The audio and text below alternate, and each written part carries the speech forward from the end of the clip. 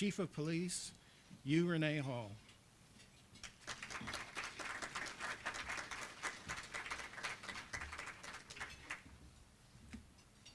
Thank you. I think it's afternoon, so good afternoon. One, I just want to thank you all for having me here today to speak. And just on behalf of the Dallas Police Department, thank you for all that you do. I would like to thank the Rotary Club of Dallas and Safer Better Dallas for hosting this amazing luncheon. It is truly an honor to participate in the 10th Annual Public Recognition Awards ceremony. The support that is shown to the Dallas Police Department for so many years is immeasurable. But more than that, I want to thank you all for recognizing and honoring the hard work of the men and women of this great department. It is this type of recognition and appreciation that increases the morale among our officers and within the communities that we serve. But it is more than just the recognition. Research has shown that when we host events like this, recognizing our officers, we build morale. Morale increases, job satisfaction increases, officer safety increases, and the safety of our community and police response increases. Why? Because when our mindset becomes more positive, we are faster, more perceptive, and our ability to make good decisions increases exponentially. So when Rotary recognizes an officer this way, you're not only honoring that individual's efforts, you are effectively enhancing the safety of everyone in our community. So for that, you, Rotary, you, Safer Dallas, the members who are dedicated and you've dedicated yourselves to this success, you deserve a round of applause. So give yourselves a round of applause.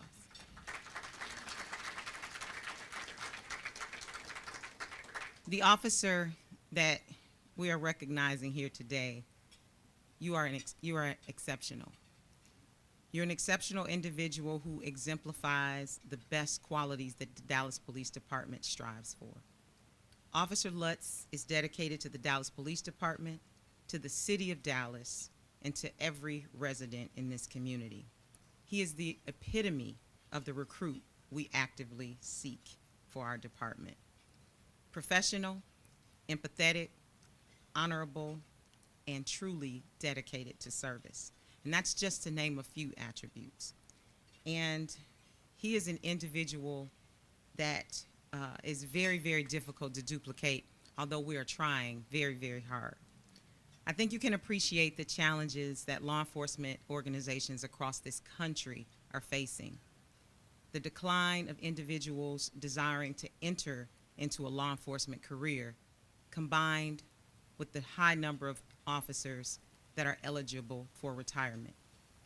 We have in recent months, with the support of individuals and organizations like the ones we're before today, been able to raise the starting salary of the Dallas Police Department, which has allowed us to compete with other major cities in attracting new talent. Yes, we are searching the country to lure would-be recruits to move to this great city. In fact, we're using data metrics gleaned for the talents for our new generation. We're focusing more precisely on the geographic areas and specific demographics of an applicant. And we want to target individuals that are more likely to be looking for law enforcement. We're doing this through social media, and it is with your help that we are able to garner these tools and be successful in this area. That is just one example of the way we are trying to be better stewards of the resources in which we have been entrusted. I don't want to ever talk about recruiting before taking a moment to acknowledge the amazing men and women who currently serve our department. It is their commitment to this community that we have achieved so much success, and we've achieved reductions in crime and reductions to our priority one response time, and we've bettered the overall quality of life in the city of Dallas. So for that, I want to thank those who are currently serving the Dallas Police Department. Officer Lutz exemplifies exactly what I've spoken here today about. He knows the community. He serves. He knows the challenges it faces. And as a result of that, businesses and communities has sworn that he has sworn to protect are truly trusted by him. And we need more like Officer Lutz. But how? How do we do that? What if we could capture the desire to serve and protect at a much younger age? What if we could engage our high school students who have an interest in law enforcement? We know that as they get older, the passion to serve can be lost as the realities encroach of life. Think about it. What do we dream about? Most young people dream of becoming astronauts, race car drivers, doctors, now presidents, firefighters, but most of all of you in this room know you've always wanted to be a police officer. So our recruiting team have put their heads together to come up with a program, and that program is called Pathways. The goal of Pathways is to guide young people after they finish high school to a college career. And if they qualify for this program, their college career includes working at DPD part-time at the substations that are nearest to their house, and they will work hand in hand with law enforcement professionals to learn the job. At this time, we will also be subsidizing their college careers financially. Once they complete college, they will enter into our police academy.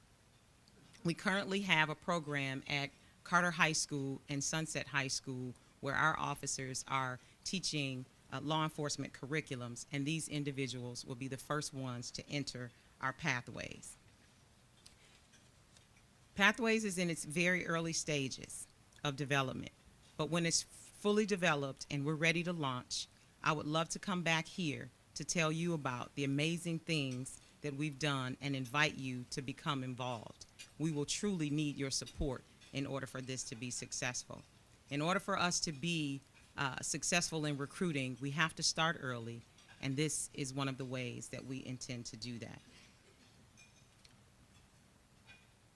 It is the input from you and the community that helps us to grow better, and to be better public servants. And as we talk about and focus on public service, I hope you all will participate in our community listening sessions that are being hosted by our Community Affairs Division.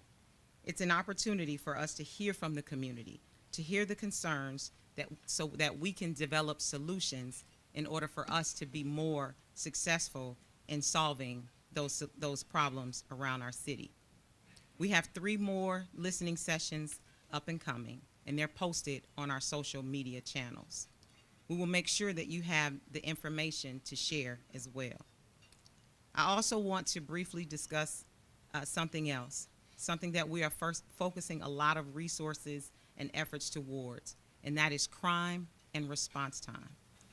I want to just touch, because PJ is here, and we have been truly successful. Our overall reduction in violent crime was about 5.8%, and that is with the help of our Project Safe Neighborhood, with our partnership with the U.S. Attorney's Office, and PJ is here, so I want you to give PJ and the U.S. Attorney's Office a round of applause for assisting us in that effort.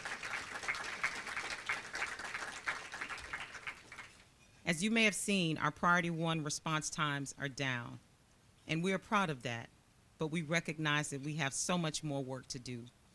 It is frustrating for you, and it's frustrating for us that we are not at the top of the service level as it relates to responding to your calls for service. But believe us, we are working on that each and every day. We're working on that in a 3-part issue. 1 is staffing, 2 is training, and 3 is technology. As I've mentioned already, we are working on increasing our staffing numbers with robust recruiting efforts. Second, we are actively implementing more training and supervisory oversight to ensure that the service we provide is that of excellence. And third, we are working to incorporate technology in order to meet our goals and provide better public service. In the coming month, we will be launching Cop Logic. It is an online reporting system that will allow the community to report priority 3s and priority 4 type calls, which will reduce the number of calls that the officers respond to in those categories, thus allowing us to decrease the response time in handling priority 1s and priority 2 calls. So pray for us. We're launching it. It's technology, and we know how that works, but we are excited about it and looking forward to it. I know that we will make great strides in these areas, and while we're working for that, we just truly continue to ask for your support as we work to be better. We recognize how important public safety is to the vitality and the growth of the city of Dallas. And we recognize the important role we play in building the trust within the community.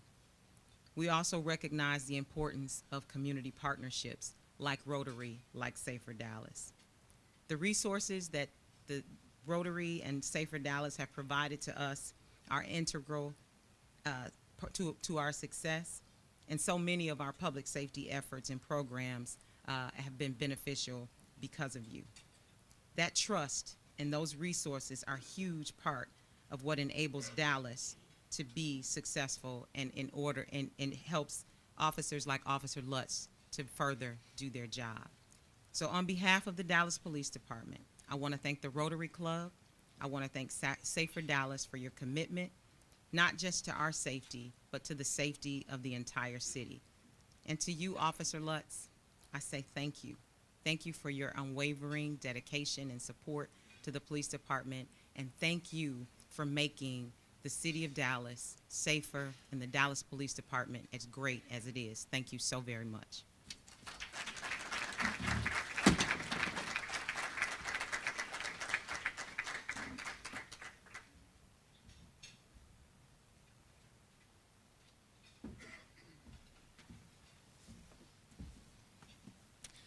Now, please help me welcome to the stage club member and State Farm president, State Farm agent. He got a promotion. Brent will be presenting the 2018 Distinguished Service Award. President, maybe one day. Amazing speech, Chief Hall. Today is my privilege to present the Dallas Police Department Distinguished Service Award on behalf of the Rotary Club of Dallas and Safer Dallas, Better Dallas. Our award winner has been with the Dallas Police Department since 1991. He trained at North Central and was assigned to the patrol from 92 to 2010. For most of his career, he served on the first watch team, meaning he was out patrolling and keeping us all safe from midnight to 8 a.m. We're sleeping. For 18 years, he worked this grueling schedule, but loved it. His heart still remains with the patrol division. In 2010, our award winner was assigned to the Neighborhood Police Officer Unit, where he continues to serve today. His specific role is to serve as a liaison to businesses in his neighborhood. He is blessed with the ability to communicate well with everyone he encounters in his daily work. His public speaking and social media skills have made huge improvements in connecting with those he serves. One program of which he is particularly proud of is the volunteer and patrol system. In this model, the police officers teach citizens how to form neighborhood safety organizations. Citizens volunteer to drive their own cars and patrol their neighborhoods for any suspicious activity. The officers train the citizens on situations that require either a 311 call or a 911 call. This program has been so popular and so effective that it is now being expanded to new parks and to biking trails. The same model applies, only in this case, the volunteers are on foot or on bikes and a watch for any suspicious activity. This officer has received numerous commendations, 2 certificates of merit, and a life-saving award. He is married and a fabulous uncle to numerous nieces and nephews. He is an avid reader and a lifelong learner, enjoys lectures as well as numerous books. Right now he's actually reading Aristotle's Way, which I don't think many of us could claim to have done that at any point of our lives. We feel this officer is most deserving of the Distinguished Service Award because of all he has done for the Dallas Police Department and the community. Not only that, he is probably one of the nicest people you ever meet, and everyone has something good to say about him. He has an amazing heart for others, and it shows in every aspect of his life. He exemplifies the quantities that we all want to see in our police officers: drive, determination, integrity, honesty, perseverance, compassion, wisdom, generosity, and intelligence. Amazing. It is for all these reasons and many more that we honor Police Officer Mark Lutz with the Rotary Club of Dallas, Safer Dallas, Better Dallas, DPD Distinguished Service Award for 2018. Please give us a round of applause.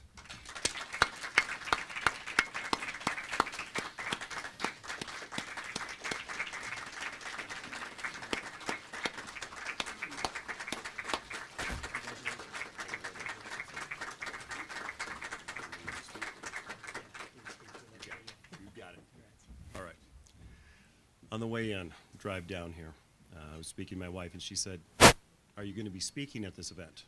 I said, "Likely." She said, "Not too much." So I will take your advice, dear. I just want to say I've got an amazing command staff from Chief Hall, Chief Rick Watson, Major Sharice Hadnot, my Sergeant Carl Kemper, and two excellent partners that I work with, Brian Nolf and Steve Younger. And a particular, somebody I want to point out, there's one individual in here, too often we talk about the business side of things, and that's the pay and promotion and pension. And we forget about public service. It doesn't get spoken about enough. And we have an individual here, Dorian Eisenberg, not a police officer, but is as important as any cop we have. So we worked together for 9 years. We've worked dedicated to improving our service to the public, and he's the director of the Crime Watch Executive Board. I'm a liaison to the board, and a lot of these new things, new programs that we're bringing out to the public to improve our service. It's a board where we're not going to talk about staffing levels or concerns about that. It's how can we engage the public, and this is why we truly need your support, require it so badly, so that we can reach out to those communities who do not trust us, because that's our goal. We have support, and we need that, and we have to maintain that. But we also have to reach deeper and farther to those who are not trusting us yet. The more we work together, the more we will reduce crime. And the first speech the chief gave when I saw her in Dallas, she referred to Sir Robert Peel, who stated, "The public are the police, and the police are the public." And that is true today as it was in the 19th century. And we have to stay to that motto. Thank you very much.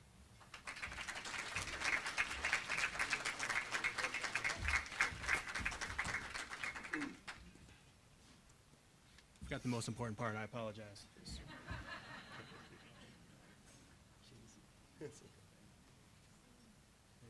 Thank you.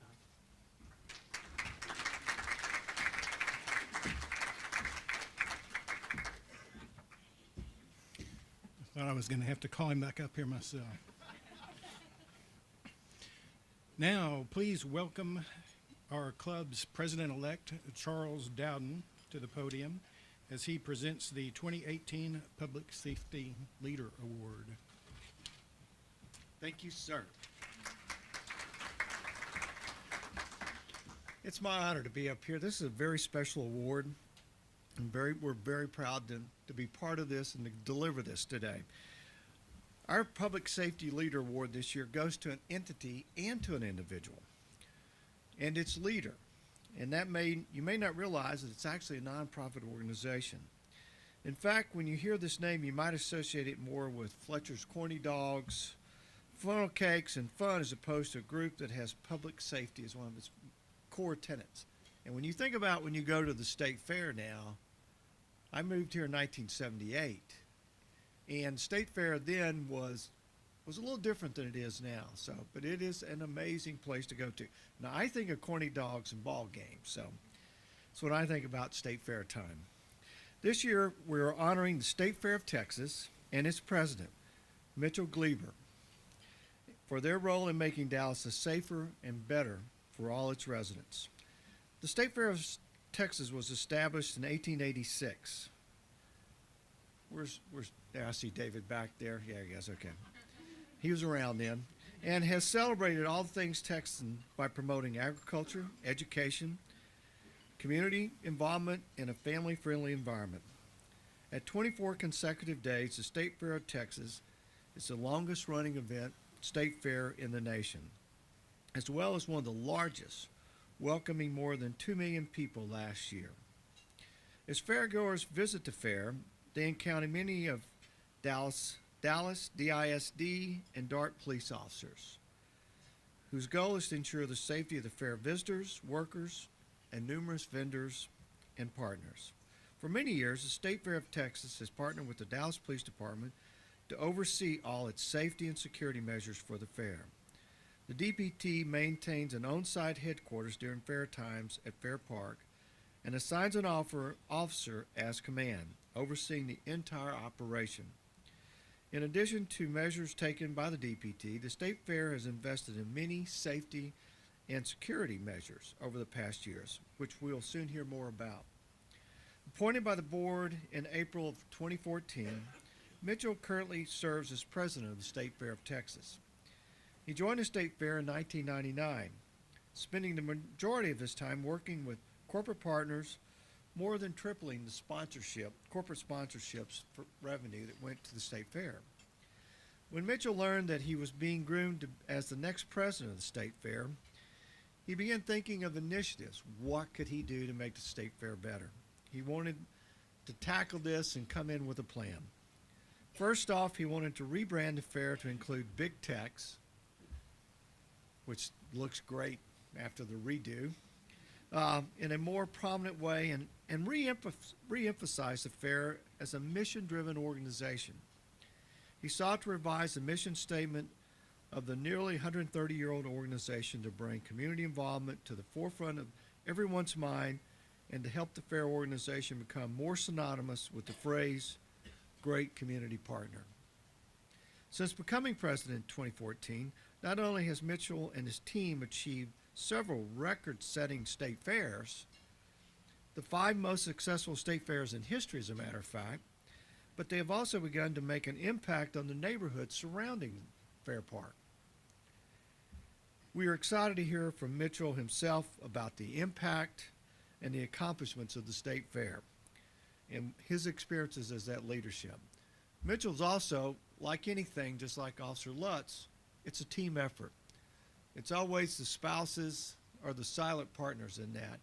And we're grateful to him. It's Mitchell and his wife, Lisa, are devoted parents of 3 children, Thomas, Kaki, and Charlotte.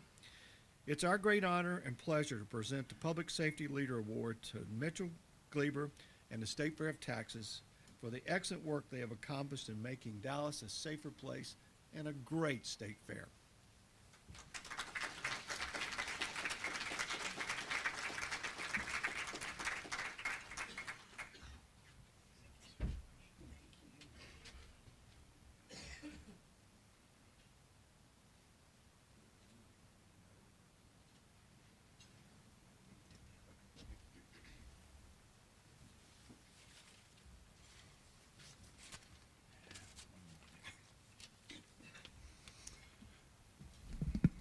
All right, good afternoon. Thank you very much. The sign says thank a cop, so I want to start out by thanking Officer Lutz for all the great work that you do in the community, and also Chief Hall for her leadership and everything that all of the officers do with DPD to make our city safer. We have an outstanding relationship with DPD that I'll talk a little bit about here in a few moments, but thank you and on a much-deserved honor.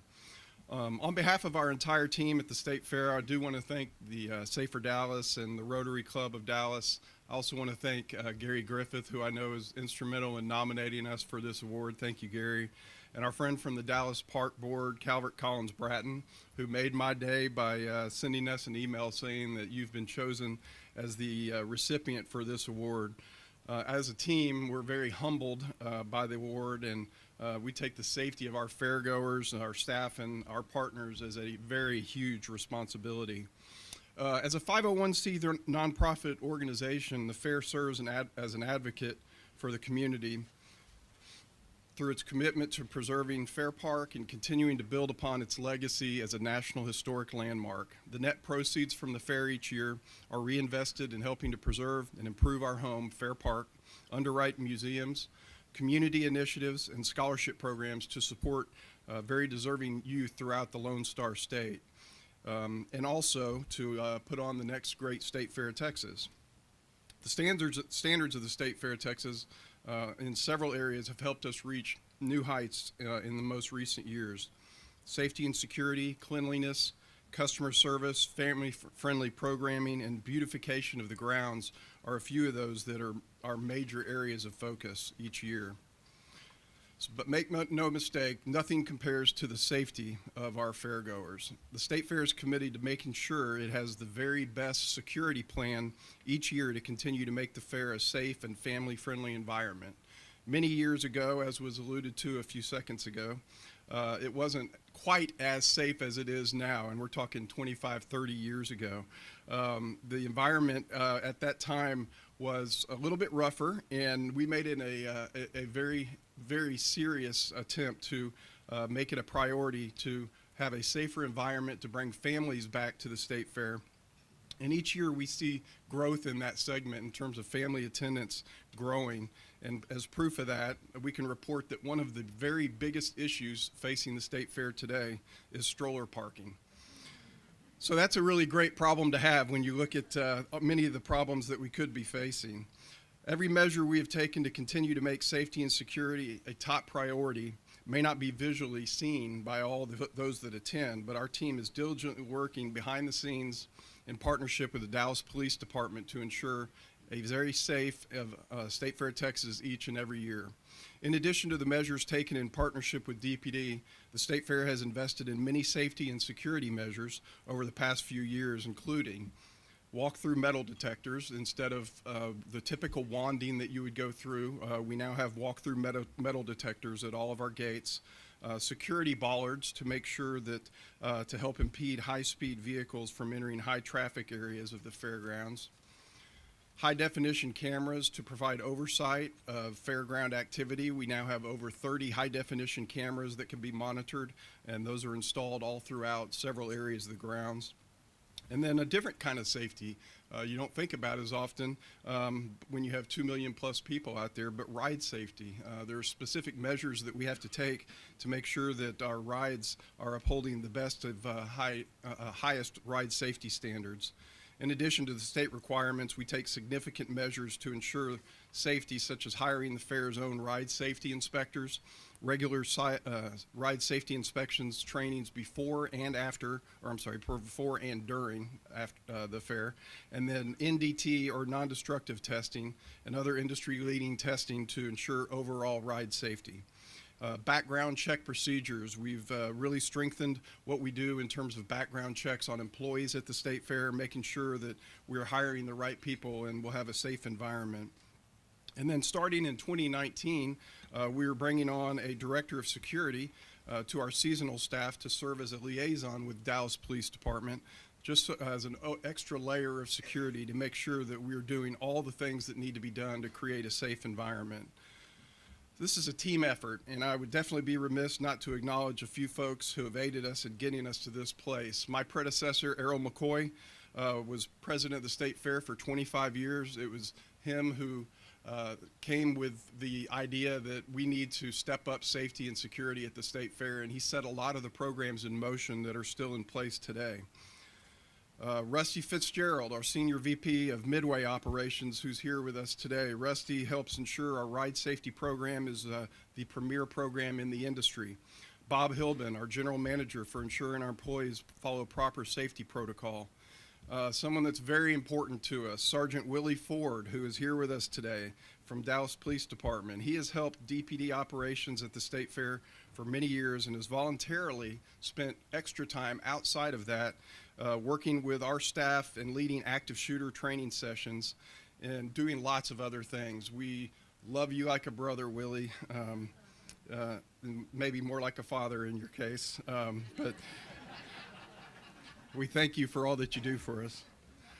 and to the rest of my team who help to ensure that we create a safe and family environment for our fairgoers. So in closing, I really just want to say thank you very much for this great honor. It's awesome to be recognized in this way. I hope we can all come out, have you all out at the State Fair of Texas and greet some of these DPD officers that are out there on a daily basis. They not only serve to protect the fairgoers, but they're excellent ambassadors to the fair, and that's what we love about our relationship with DPD.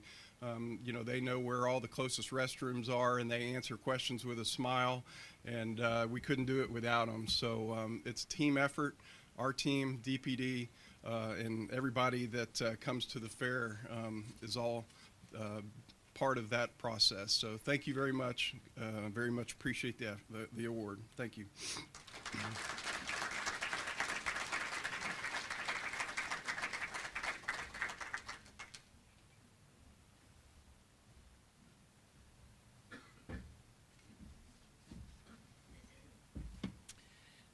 Now, please help me welcome to the stage Mike Curran and Charlie Meyer from the RCD Golf Committee, and Calvert Collins-Bratton, the president of Safer Dallas, to the stage.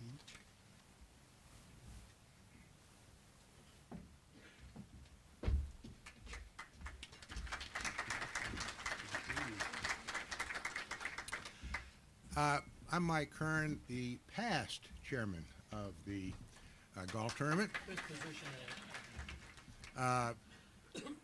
When we started this golf tournament 4 years ago, some fool looked at me and said, "You like golf, why don't you get on the committee?" So I got on the committee, and I like golf.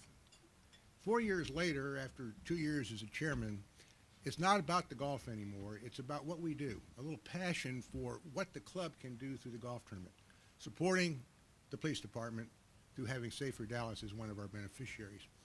And we get to do a fun day. We get to entertain and enjoy our police officers, but we do more. We get to be able to interact with our officers and members of our community. We get to enhance our understanding of what they do.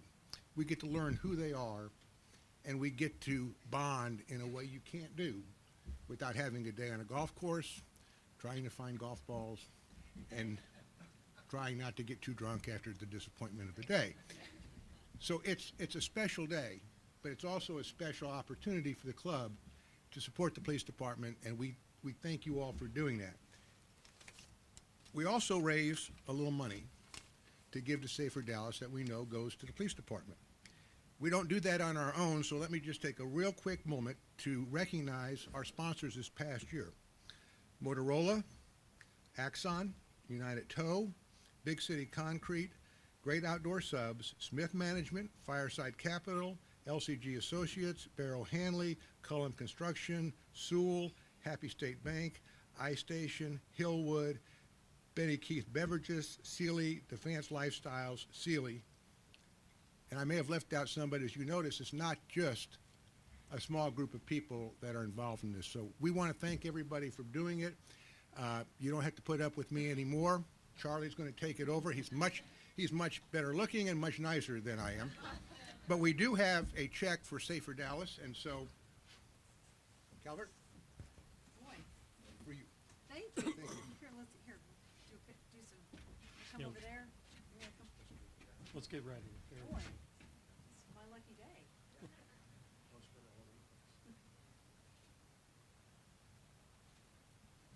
you. Don't spend it all in one place. Okay, now you got it.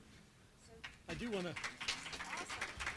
just want to add, as Mike is saying, I've actually been mentoring under Mike for the last 2 years, so I think he's taught me everything I need to know.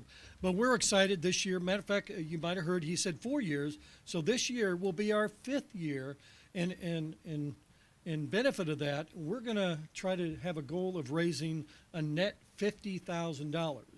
And that sounds like a lot of money, but the only way we're going to do it is we're going to need everybody's help. You heard a great list of sponsors. Hopefully we're going to get those back and get everybody involved. Matter of fact, our committee has come up with some great ideas this year. You'll be hearing a lot more, but the main thing is keep September 9th on your calendar, because that's the day everybody needs to be there, as well as we need to Matter of fact, committee members, anybody that's on the committee this year, please stand up.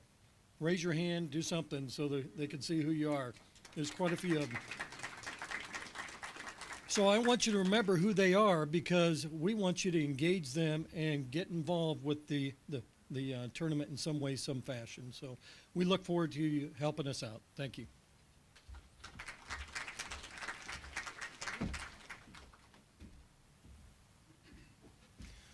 So y'all will know, Safer Dallas is not the only nonprofit to benefit from that golf tournament.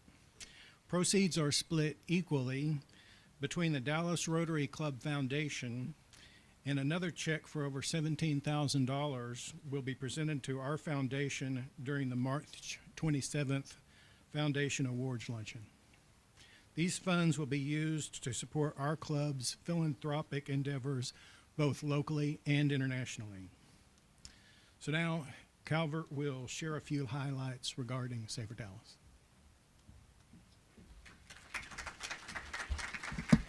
Well, thank you, Andy. And this is such a pleasure every year to be able to stand up here and interact with all of you. And we so appreciate, I didn't know a lot about Rotary Club of Dallas until about 7 years ago when Gary dragged me willingly to a lunch back when it was at the Sheraton. And I thought, this is such a wealth of a group of such a wealth of knowledge and like-minded, great servants of the community. I mean, not only are you entrepreneurs and business owners, but your parents, your neighbors, you're great citizens of Dallas, and that's what I've really come to know. And I've had a few drinks with you after the golf club, at the golf tournament, and I have such respect for each of you and what you do. And my gosh, meeting every Wednesday, that is a lot of commitment.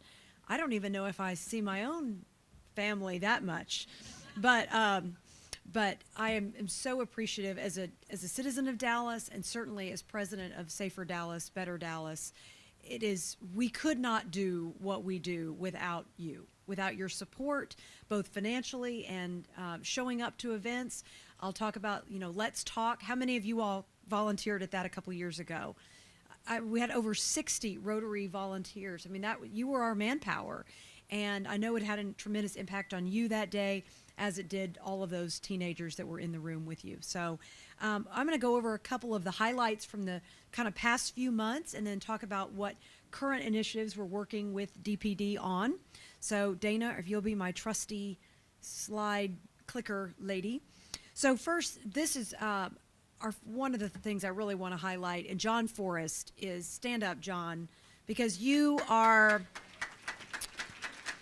John has been our liaison and now a Safer Dallas board member, and is so committed in everything he does. And he took it upon himself to make the 911 call center down room. For those of you not familiar with, we all know when we call 911 that there's another person on the end of the line that's taking in that information. And sometimes those calls are really emotional and very stressful. And those officers really some of those employees really didn't have a great place to go and just kind of decompress and understand the weight of what was going on in their work life.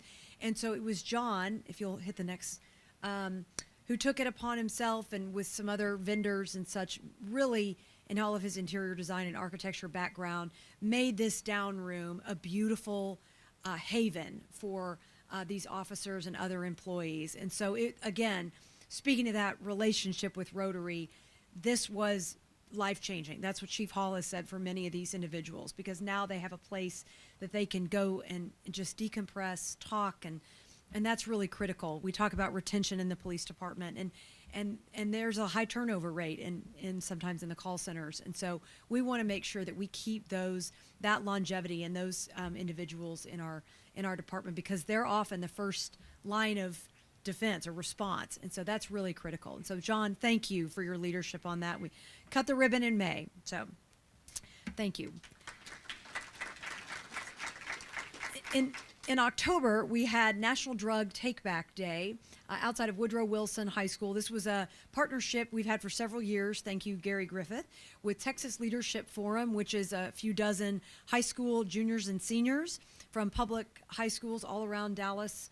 And together we collected 90 pounds, like giant buckets of unwanted, expired, or prescription drugs. This is a national initiative, and we partner with DPD, with the Dallas County Drug Task Force, and many other organizations, because we want to make sure those narcotics get out of medicine cabinets at home and that they're dropped off. And now it's really, the word has spread, and so people just come up with, I didn't even know you could fit some of that many prescriptions in a gallon bag, but you can.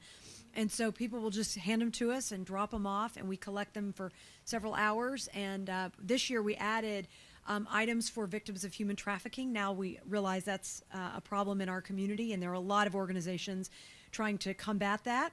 But we collected 750 items, including toiletries, blankets, small goods, gift cards that a lot of these individuals don't have when they come into police custody or an organization trying to help them.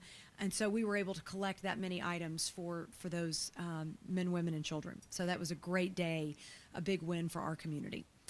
Moving on to November, Courtney Underwood and Brooks, right? We identified her earlier, but this was a really incredible day. It might have been the coldest day of 2018. But nonetheless, we were out there with our coats on, and Linda Evans, Gary Griffith, Barbara Daniel, Charlie Terrell, John Forrest. We had a lot of Rotary support. So Courtney's Safe Place is a completely unique and powerful respite. That's what I call it, because it is such an incredible resource. It's housed in Collin County in Plano at the Turning Point Rape Crisis Center, but within that space, there is a full on-site forensic clinic that will treat victims of sexual assault. So Courtney, under her leadership in 2010, started the SANE initiative. That stands for Sexual Assault Nurse Examiner. These are highly trained, specially trained nurses and doctors that collect evidence more than just a rape kit. And now Dallas has 3 hospitals that are SANE hospitals, so they have those nurses on staff to be able to collect that forensic evidence and turn it over to law enforcement so that we could prosecute those sexual predators. And so thousands of lives have been changed because of this initiative. Laws have been passed in Austin requiring all hospitals now to have these rape kits on site. And this Courtney's Safe Place opened in November as a 24/7 clinic outside of a hospital, in case we realize there are barriers. Some people don't want to go to a hospital setting, and so they have on-site nurses, counselors that can take those very sensitive tests and those exams, and also provide counseling and all kinds of advocacy resources for those victims. So, Courtney, you have changed lives in North Texas, and Safer Dallas is just proud to have been along for the ride.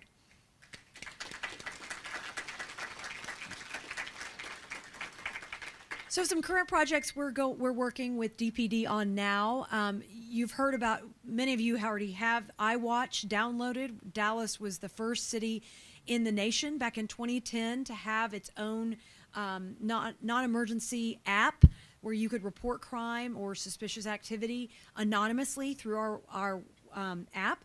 The challenge was that technology has caught up. Technology's kind of surpassed our app as in need of updates. So we are working with the manufacturer of that app, who's actually here in Dallas, and getting with DPD to really make it a much more reinforced, bolstered app that, and we're going to really relaunch it to students, because we realize that a lot of teenagers don't really want to talk to officers or anybody in a uniform, but they do text. They all have a smartphone, and they want to be able to report something that seems amiss, or bullying, or weapons at school. They need to be able to report that anonymously. And so this is going to be the relaunch of this will really generate a lot more tips. We get a few thousand a year already, but it needs a refresh. So stay tuned for that. That will be coming this spring. And then I'll kind of give a teaser to PJ. He's going to be talking to you after I am, and he's with the Department of Justice's Project Safe Neighborhood, and what they're doing is just really remarkable in identifying some high crime areas of Dallas, and the initiatives that they've put in partnership with DPD and DEA, ATF, any other acronyms, law enforcement acronyms I can think of, but he'll elaborate on that. But what Safer Dallas is doing, he's identified a number of needs from basic technology through equipment, all kinds of things that just they need that the federal government, shocking, can't pay for. And so Safer Dallas is spearheading that needs assessment and trying to get sponsorships for that. It's about $43,000 that he's identified, and we're taking on fundraising for that. So you'll be hearing a lot more about those specifics in the next few weeks. And so next slide. So we've been working with Chief Hall's office on this Project Starlight that was launched in Detroit, Project Greenlight. These are some images as to what they've successfully done in Detroit. They have more than 380 convenience stores and liquor stores that have been targets of violent crime in years past. And so they put in really high definition cameras, 4 cameras per store, and then a little light that goes actually on the marquee of that store to identify to would-be criminals that this is a store that has real-time cameras that feed right into their 911 call center up in Detroit. And so it's been hugely successful. It was piloted with like 6 or 8 stores, and within a year to 2 years, they had more than 250 and now have almost 400. So this is something that she has been working with us to bring to Dallas. This is not going to come as too much of a surprise. It's gotten a little hemmed up with attorneys. No offense to those of you in the room. But we are working through some of that bureaucracy and trying to get this launched in Dallas with a pilot to start, just like they did in Detroit, and then moving it citywide. So there is a lot of excitement around that and a lot of push in her office to make that happen. We've also been in the process of writing a grant for Dallas County, the Fire Marshal's Department. They don't have a drone.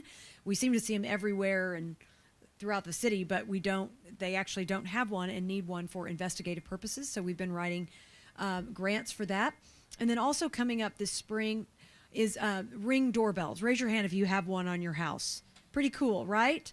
Did you know that they have a police portal so that video that you see on your app or from your home computer can actually be sent to the police department, and they can follow up on that imaging that somebody steals a package off your front step, then they can follow up on that. And so Ring wants to donate about 130 or more of those into Dallas and to really promote that connection with the police department. And so that's also kind of hemmed up a little bit in the city attorney's office at the moment, but we'll be getting some of those here in the next few months. And they want to get that really citywide. So they'll start with 130 and then get increase from there. So we'll be reaching out to you all and some of your businesses if you all want to participate in that, or you personally in your homes. So that's pretty exciting. They identified Dallas and DPD specifically as wanting to be a partner. So the founder is a real supporter of public safety. So we appreciate that work. And lastly, coming up April 27th, something that isn't often talked about in policing. One slide before. One last slide was DPD is offering an officer wellness event. We hear about wellness. What does that mean? Is that just life coaching? Is that fitness? What does wellness include now? And so Safer Dallas is helping to put on and sponsor this event with Dallas Police. We recognize that as part of morale and retention, that wellness is critical to our officers because they see things that we don't want to see, and they can't unsee those things. But their mental health and physical health is paramount to their jobs, and we want to support them in any way we can. And if it's having an annual wellness event, we want to support that. So it's the cost is about $6,000, and so we're seeking sponsorships for that. So we'll be getting more information to you soon in the next few weeks. So that's going to be April 27th. They're still looking for a space. So I mentioned Let's Talk earlier. We are working with Community Affairs on hosting that again because it was such a successful event a couple years ago in July. And so we have reached out to our contacts there, and we really want to host that. We heard you all loud and clear how much you enjoyed it, and then 1,000+ youth. This was essentially a large youth summit and helping broker that trust between policing and police officers and youth. We realize we hear it, they all hear it, as that's an issue nationwide, and so we want to be leading the change in that. And so if you don't see officers, then how can you build that trust? So we want to have a fun, non-threatening, informative, educational day for 1,000 or more Dallas youth, and so really help break down those barriers. So, and lastly, we've got the golf tournament. That's a fun event, and we get to talk a little bit about our programs, but it's fun and fellowship, and just we're so appreciative of all of Rotary's support, and we love getting to play with our officers. I think they're better than a lot of us. I don't play because I know my weaknesses, so I just enjoy speaking and eating and drinking and bidding on silent auction items. So that's what I can contribute. So thank you all again for your continuous ongoing support of Safer Dallas. We couldn't do what we do without you. And so please know from the bottom of our hearts how much we appreciate that relationship and all of you. Thank you.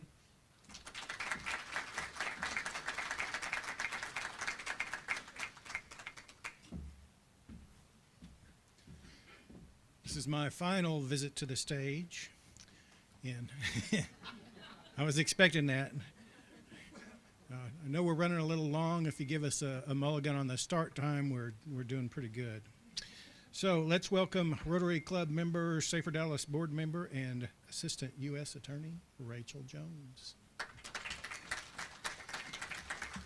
Good afternoon, fellow Rotarians. Thank you all so much for being here. This last speaker, I guarantee you will be so happy that you stick around to hear him.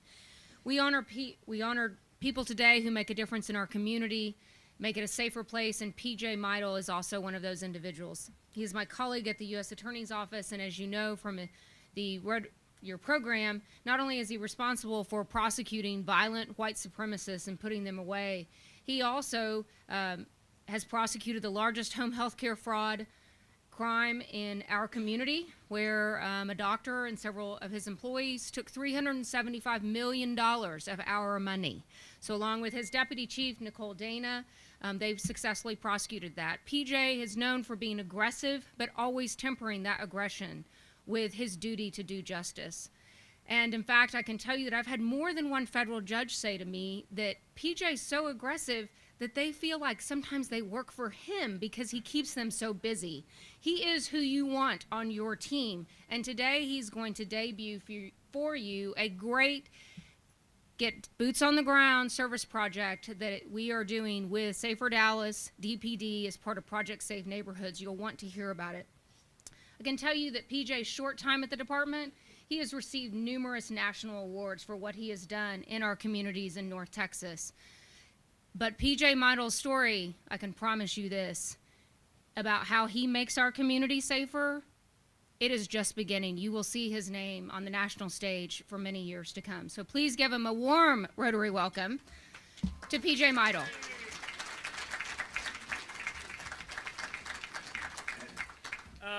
I'm glad my wife's not here to give the rebuttal because it would be very bad.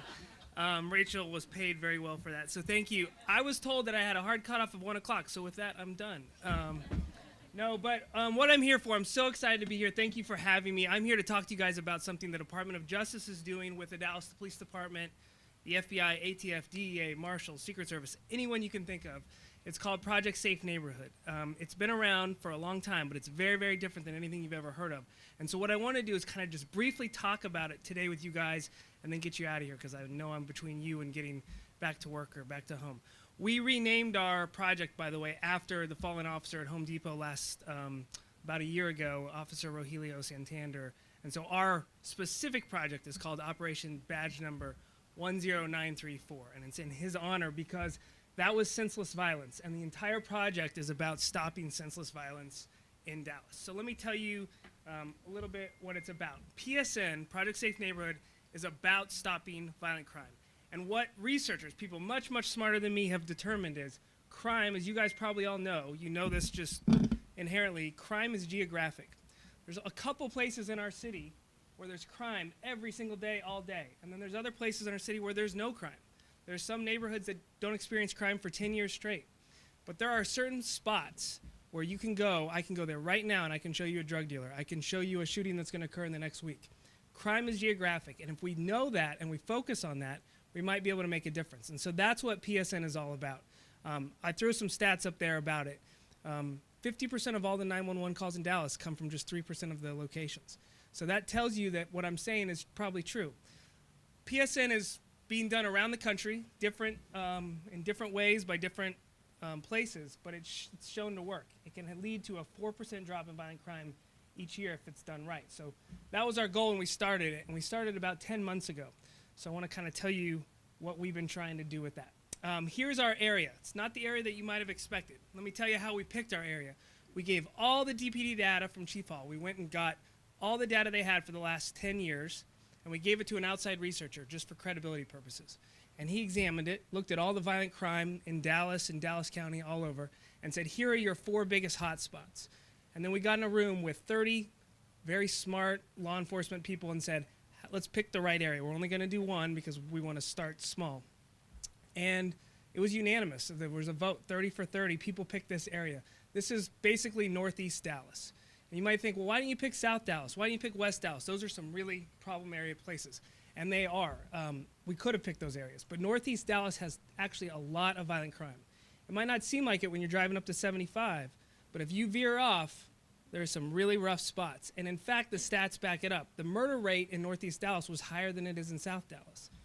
And the other big reason we picked it is because this area is, I'll come back to this in a second, there's about 100,000 people in this area, and it's by far the most diverse area in all of Texas. This little area has 160 languages. It has little niche communities from Burma, from Nepal, from all over. And what we were thinking when we picked this area is ripe for improvement because so many of these folks do not report violent crime because they're afraid of the police, because they come from a place where you can't talk to the police, because they've had bad interactions, because just the way it is. And the area is filled with dense apartment complexes, so that also leads to more violent crime because the bad guys can hide in those apartment complexes, and it's hard for our police officers to pierce that. Whereas when you're in a single-family community, it's a little bit easier to police. So we thought we could make a bigger difference in this area. But the most important reason in that room, when we got that vote, 30 for 30, was there's 21,000 kids in this area. That's a really high percentage. It's much higher than it would be in South Dallas, West Dallas, or other places. There are so many kids there, and when you drive through it, you see them on the streets. You see them walking home from school. I've been to almost every school in that area now, and it's really kind of sad to watch kids walk by drug dealers on their way home from school, not have a park to go to, not have a place to be, and that we can't make a bigger difference. And we just had a meeting last week with a bunch of parents at Tasby Middle School, and they were telling us, can't you guys do something? My daughter can't walk home without getting harassed by violent drug dealers. And those kinds of things just kill me at night. It makes it impossible to go to sleep. So that's what we're focused on. That's what we're trying to do. So the goals of the project are really simple. There's 3 of them. Reduce violent crime in this area. And the theory is if we reduce it in this area, we're going to reduce it for the city as a whole. Not only because we're taking down the number in this area, but because so many bad guys in this area come from other areas. They come from South Dallas or West Dallas because this is a target-rich environment.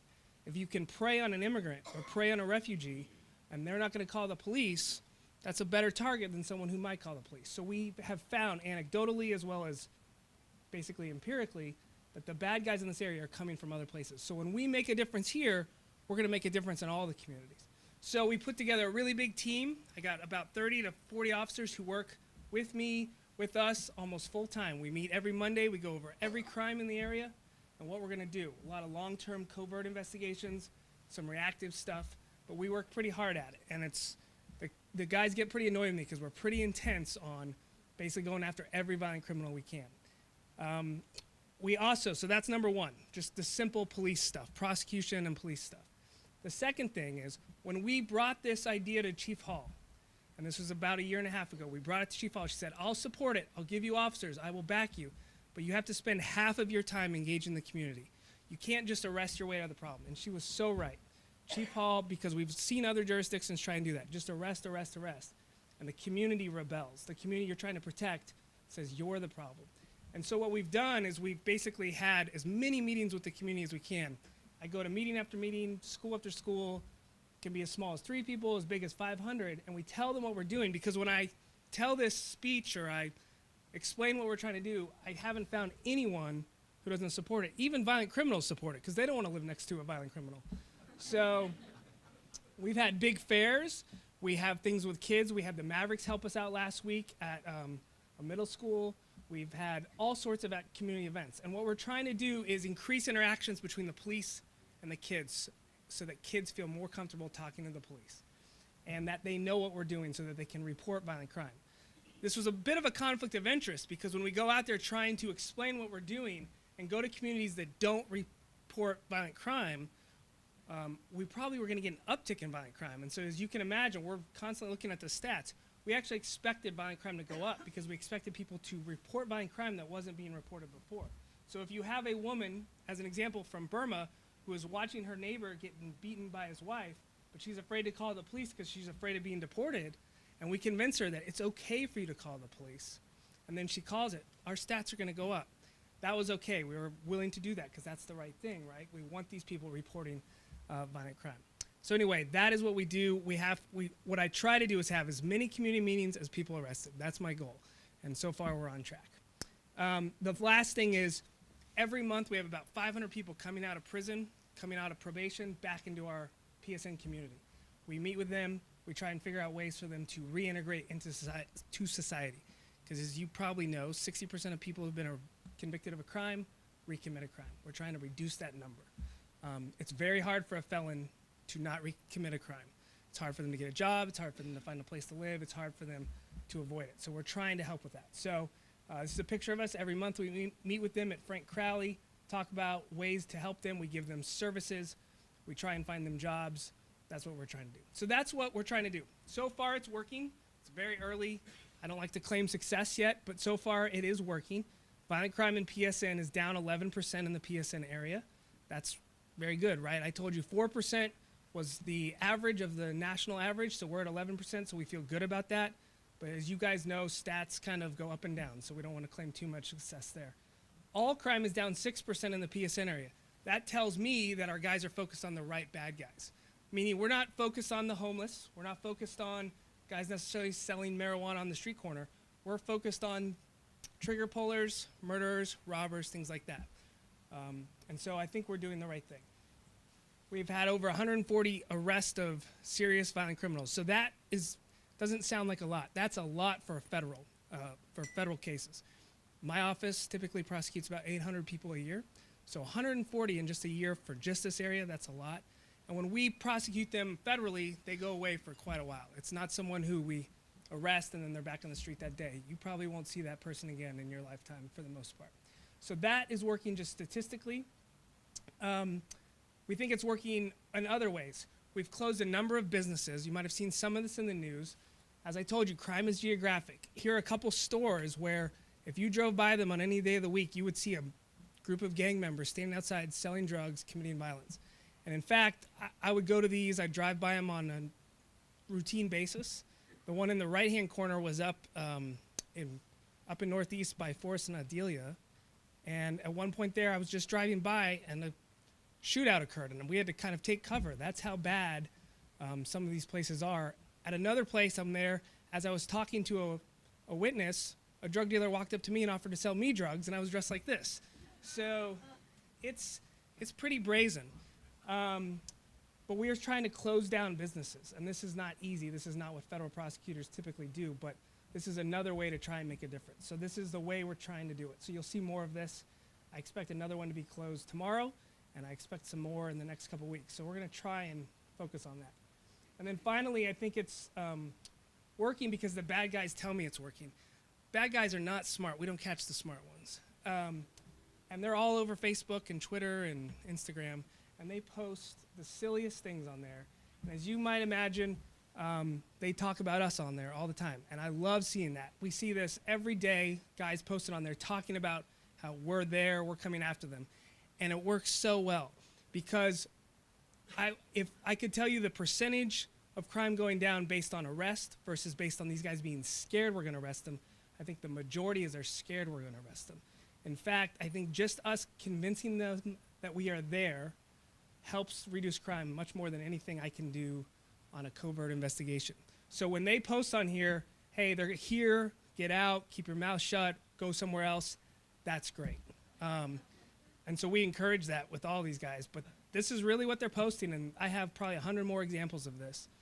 And that's where you guys come in. So what we're asking for, and what you guys have already committed to do, the Rotary Club is so great. Safer Dallas is so great. You guys are so committed to the city, and we're so lucky to have you on our team and on our side here. We're going to, on April 20th, try and hit 20,000 houses in the PSN area. Drop off a flyer saying, this is what Project Safe Neighborhood is. This is what we're trying to do. You can come to us if you have a violent crime. You can cooperate with us. We'll protect you. You will not be in trouble for coming forward. We will help you. And I think just by getting out those flyers, even if not one person calls, we're going to reduce crime. But my guess is, based on stats from other places, when we drop these off, we're going to get a lot more violent crime reported. We're going to get a lot more tips. We're going to learn a lot. So we're going to ask for volunteers, and you guys are going to help, I know, because you've already committed to it, to basically drop off 20,000 flyers on a single day over a 2-hour period.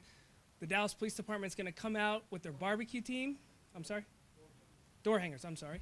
They're going to come out with their barbecue team, and they're going to cook lunch for all the volunteers. It's going to be great. And I think it will really, really make a difference. So I appreciate your guys' support on that. We obviously, this is a citywide thing. It's the only way to make our difference. We know we can't arrest our way out of this, but thanks to people like you, we think we can. And I appreciate you having us and supporting what we're doing. So thank you all so much.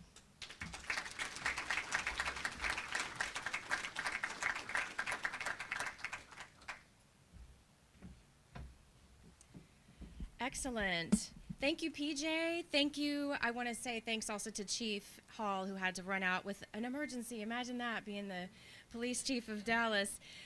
We want to thank her for her time with us today. P.J.Meitl, thank you very much. Calvert Collins-Bratton, excellent review of what's going on with Safer Dallas. Officer Mark Lutz, congratulations, very well deserved. Mitchell Glieber, thank you for what you're doing to make the state fair more safe for us and collaborate with the city. And all the Dallas police officers, thank you for what you're doing. This city is a better place because of all of you and your dedication to our community. So we thank you once again. As a reminder, next week we will be back here at the City Club to hear from radio talk show host Mark Davis from Radio 660 AM. This is also a great opportunity for you to invite some friends and share the gift of Rotary. I want to say thank you once again to all of our Rotary Club members and our guests and those of us who are joining us on Facebook Live. Shout out to you guys as well. Rotary International's theme for the year is to be the inspiration. So I want to just say thank you once again to Officer Mark Lutz and Mitchell Glieber. You guys inspire us today. And now, it is time to close our meeting. Thank you all for sticking it out as we ran a little long today. Of all the things that we think, say, and do, our Rotarians know, first, second, third, fourth, and specifically to the Rotary Club of Dallas, fifth. Yes, it is. Thank you, guys. We appreciate you once again. We are adjourned.